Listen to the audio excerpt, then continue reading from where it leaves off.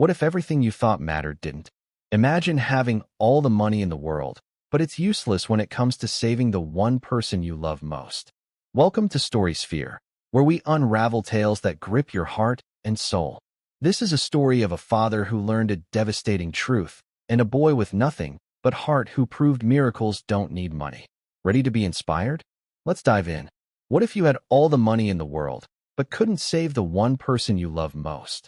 This is a story of a father who learned that terrible truth, and a boy with empty pockets who proved that miracles don't need money, they need heart. The phone call came at midnight. Mr. Richard Thompson was in his office, surrounded by screens showing his companies making millions every second. He owned hotels, buildings, cars, and even islands. People called him the richest man in the city. When he walked into a room, everyone stood up. When he spoke, everyone listened. But that night, none of it mattered. Can you imagine the moment when all your power turns to dust? Hold on to your seat, because this story on StorySphere is about to shake your world. Come home quickly, his assistant screamed through the phone. It's Marcus. He collapsed. Richard's heart stopped. Marcus, his only son, his everything. He ran faster than he'd ever run in his life. His fancy black car raced through the streets, breaking every red light.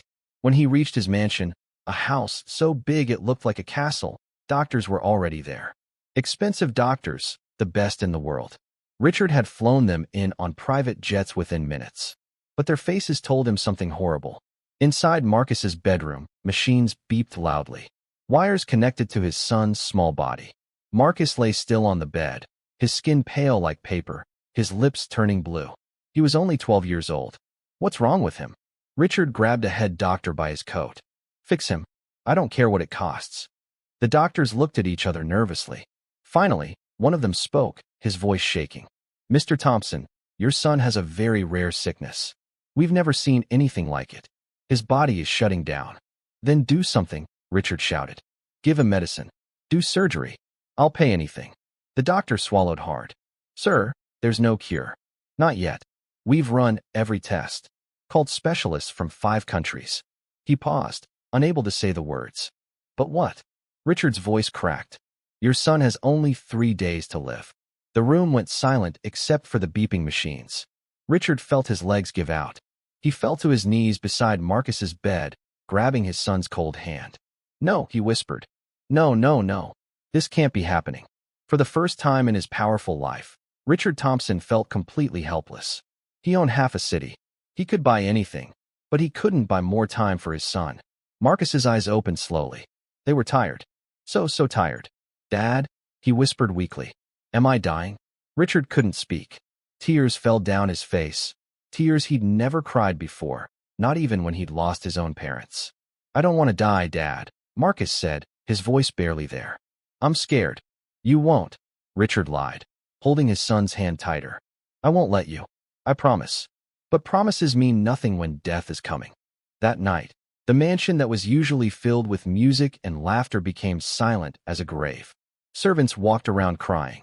Richard's assistants canceled all his meetings. News reporters gathered outside the tall gates, their cameras flashing, broadcasting the tragedy to the whole world. Billionaire's son given 3 days to live, the headline said. Inside, Richard sat frozen beside Marcus's bed, watching his son breathe. Each breath seemed harder than the last. The clock on the wall ticked loudly, counting down the hours. Tick-tock, tick-tock. Every second felt like torture.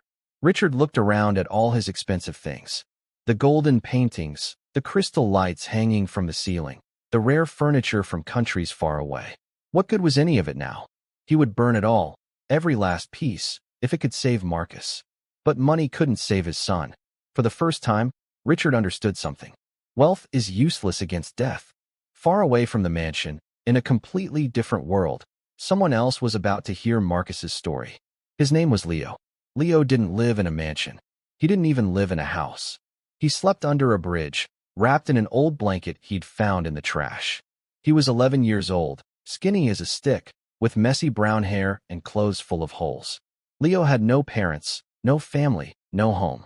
Every morning, he woke up hungry. He earned money by selling flowers at traffic lights, carrying bags for strangers, or cleaning car windows. On good days, he made enough to buy one meal. On bad days, he went to sleep with his stomach growling. But here's a strange thing about Leo. He never stopped smiling. Even when bigger kids stole his money, he smiled. Even when people yelled at him to get out of their way, he smiled. Even when rain poured down and he had nowhere to go, he smiled. Because Leo had a secret. He believed in magic. Not the kind with wands and spells. The kind where good things happen to good people. Where kindness matters more than money. Where impossible things become possible if you believe hard enough. Other street kids laughed at him. "You're stupid, Leo," they'd say. "There's no such thing as magic. Life is just hard." But Leo didn't listen. He spent his free time reading torn books he found in garbage cans. Books about heroes, about miracles, about ordinary people doing extraordinary things. One evening, Leo sat at a small tea shop on the corner of a busy street. The owner, an old woman with kind eyes, sometimes gave him free tea in a cracked cup. "Here you go, child," she said, placing the warm cup in his dirty hands.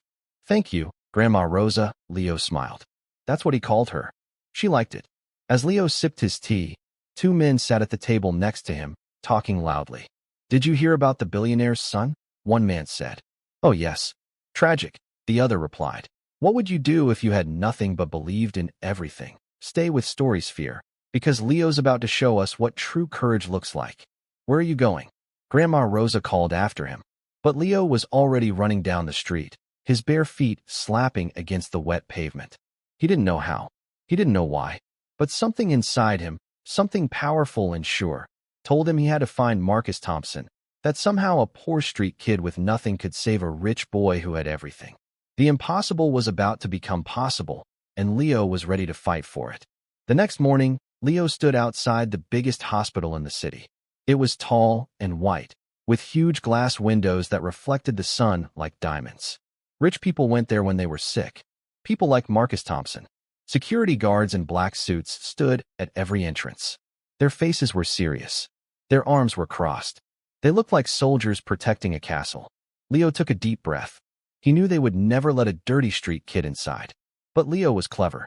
He'd spent his whole life being invisible, sneaking into places he wasn't supposed to be. He watched and waited. When a delivery truck arrived with food, Leo slipped behind it. When the guards turned to check the truck's papers, Leo ducked low and ran through the doors. Inside, the hospital was like another world. Everything was clean and white.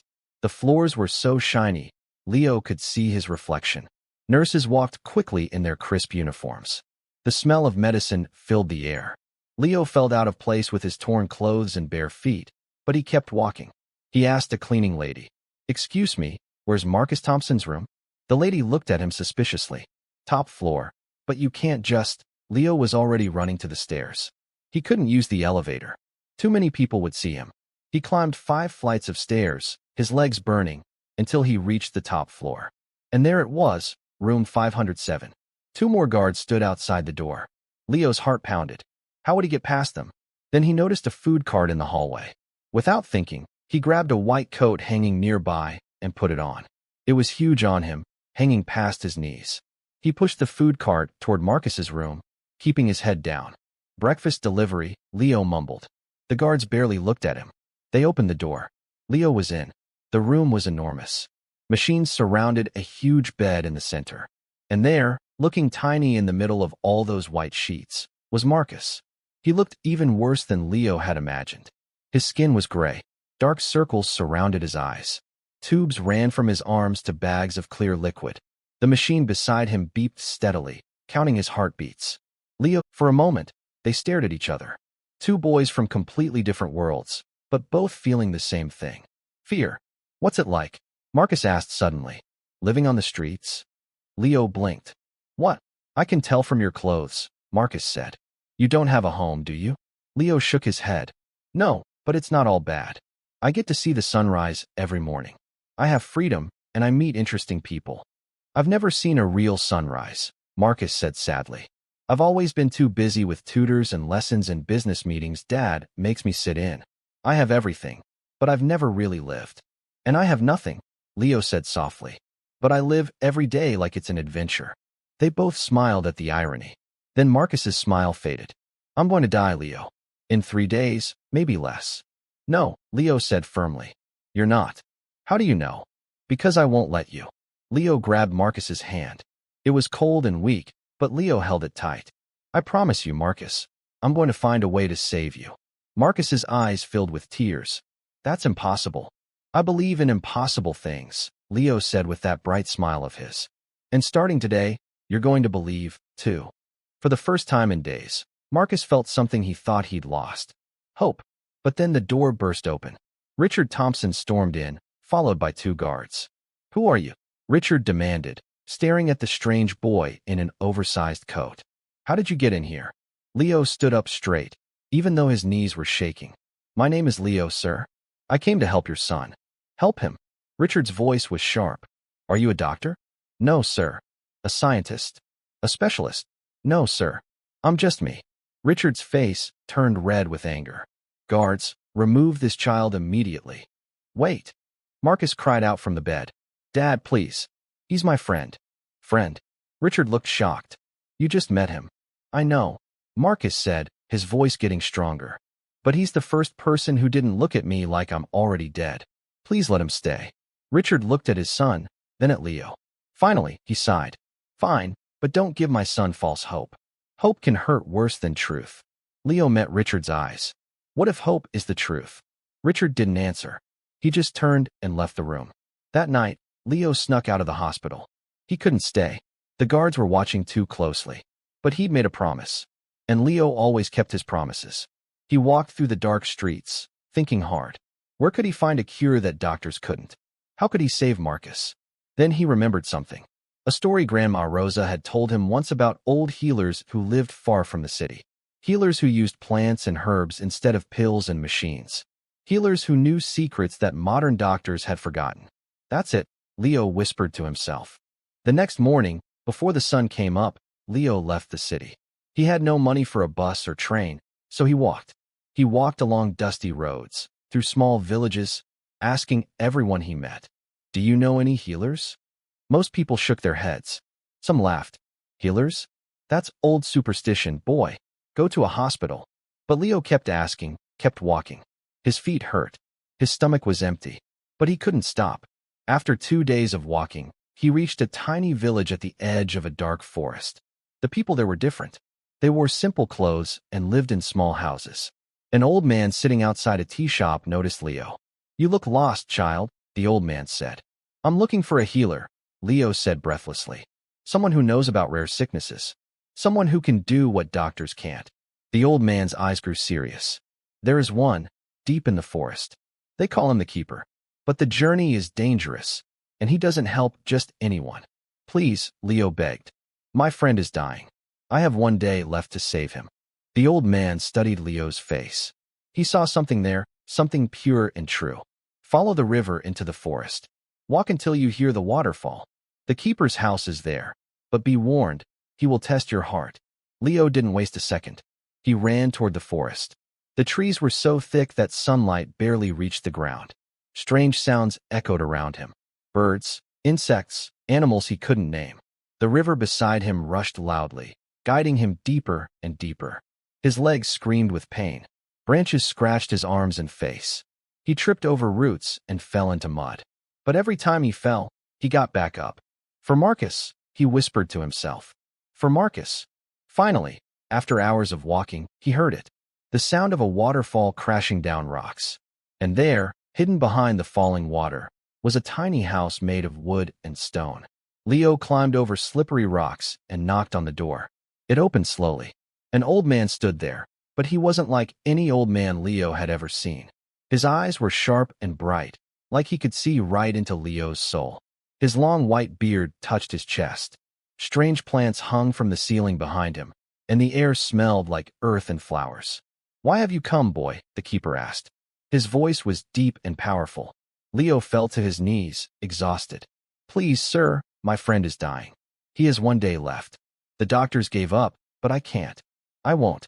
Please, if you know anything, any cure, please help me. The keeper stared at him for a long, long time. Then he asked, This friend of yours, is he rich? Very, Leo said honestly. And you are poor. Very, Leo said again. So why do you care? What will you gain by saving him? Leo looked up, confused. Gain? Nothing. I can't watch him die when maybe, just maybe, I can do something. The keeper's face softened. He disappeared into his house and returned holding a small leather pouch. Inside were dried leaves that glowed faintly, like they held tiny pieces of moonlight. This plant is called silver breath, the keeper said. It blooms once every 10 years in the deepest part of this forest. It can cure almost anything. But, he paused, it only works if given with a pure heart. If your intentions are selfish, it becomes poison. Leo took the pouch carefully. My heart is pure. I promise. Then go, boy. Run. Your friend has very little time left.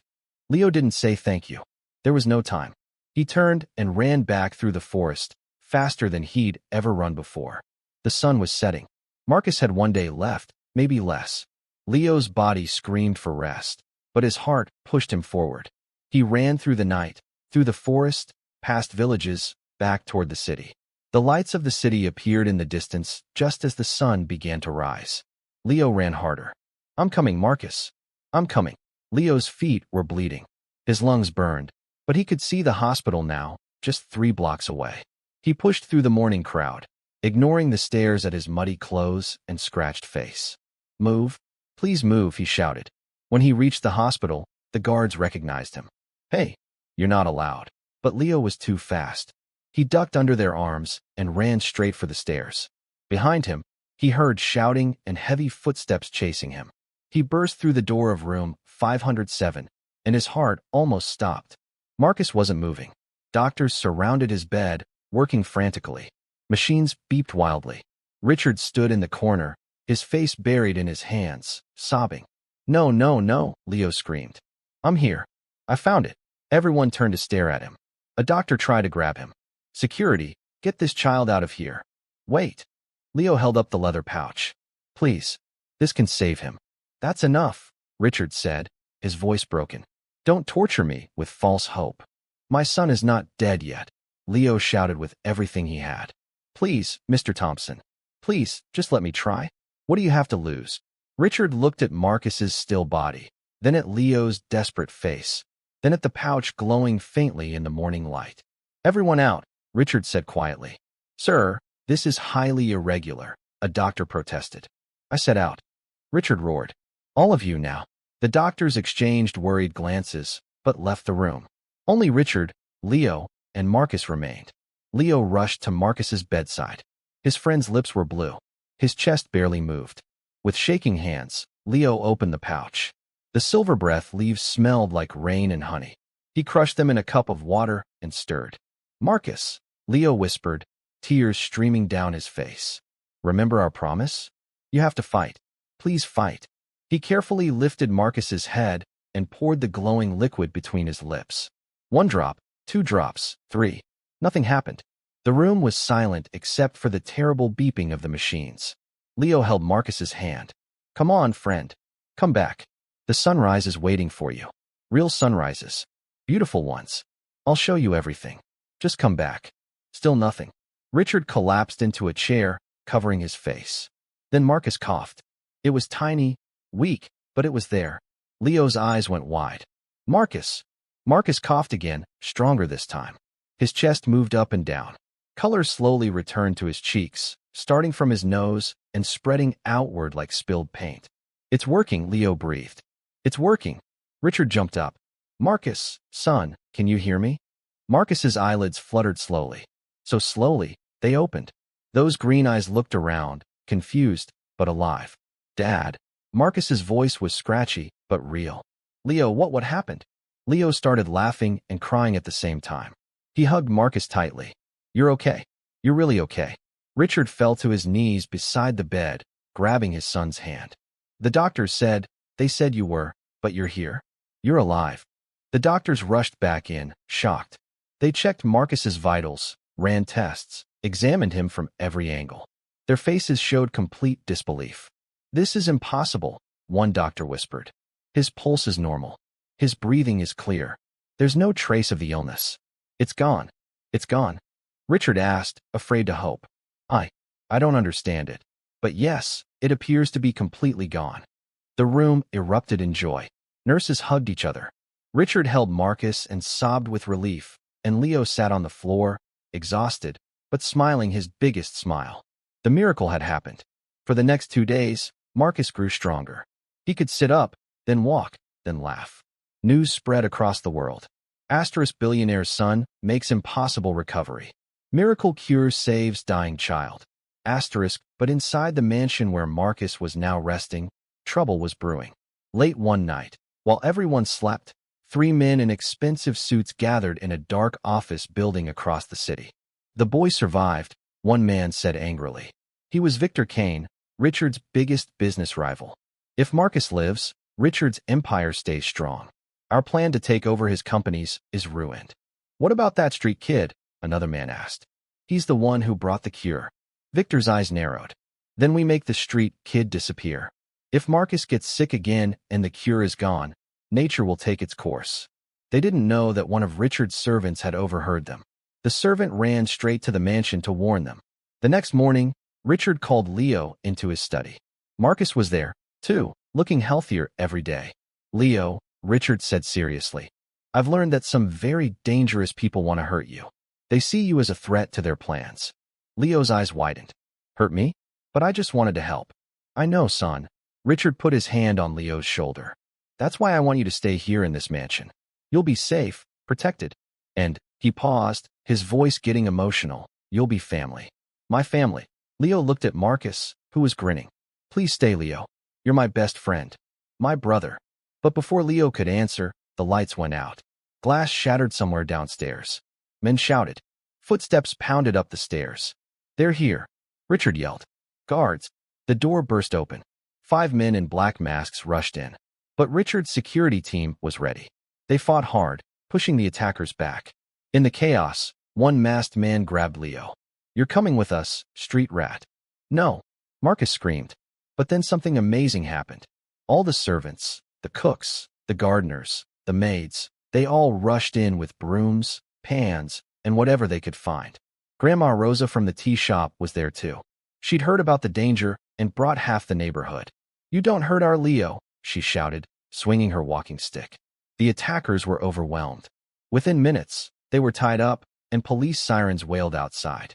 As officers took the criminals away, Victor Kane was among them, his face twisted with anger. You can't win, Thompson, Victor shouted. Money always wins. Richard looked at Leo, then at all the ordinary people who had come to protect him. He smiled. You're wrong, Victor. Love wins every single time. 1 week later, Marcus stood on the mansion's balcony, watching his first real sunrise with Leo beside him. The sky turned from dark purple to pink to orange to gold. Birds sang. The world felt brand new. It's beautiful, Marcus whispered. Told you, Leo grinned. Behind them, Richard watched his son, alive, laughing, learning what really mattered in life.